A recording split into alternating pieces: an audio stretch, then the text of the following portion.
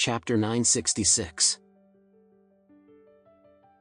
The four great guardians were well-known figures in Oris Hill, and Sean was the most famous of them all. His nickname in the underworld was Chief Sean.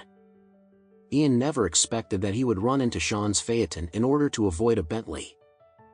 He regretted his decision very much. If he knew that it would end up like this, he would have crashed his car into the Bentley. No! If he knew it would be like this, he wouldn't agree to race with Alex. It was a trap. Yes, that's right. Alex was to blame for all of this. The bastard had tricked him. His BMW 340 must be a modified car since it was surprisingly powerful. If Alex hadn't set up the trap, he wouldn't have made such a decision.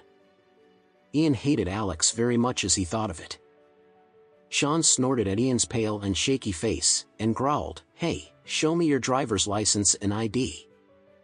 Ian nodded profusely, went into the car to retrieve all the cards, and handed them to Sean respectfully. Sean glanced at the cards briefly and put them into his pocket. He looked back at Ian and said coldly, "Ian, right? I've been in the underworld for so many years, I really don't want to handle such messy stuff. Look, I've had the car not even for a month and you've crashed it into a bunch of twisted metals. No matter how you fix it, it is a damaged car and no longer the new car that I owned." Sean huffed a breath and continued, "So, I have a very simple solution for you. From now on, this car is yours." Ian blinked in confusion. What did he mean? Why did he say that? Why did he want to give him the phaeton? It didn't make sense. Sean squinted darkly and said, "My solution is simple. I give you the car, and you get me a new car with the exact same specs, then, I'll drop this case. You should count your lucky stars because I'm in a good mood today, or else, for what you just did there, you can say goodbye to your legs." Ian collapsed on the floor, feeling extreme misery and despair. He had asked for a new car which could cost more than $3 million.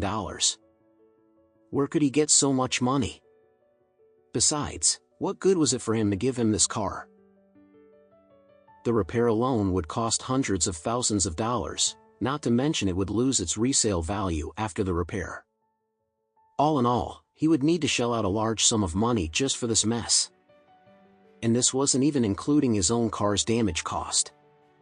The auto insurance could only cover $500,000, yet the combined losses were estimated to exceed $1 million.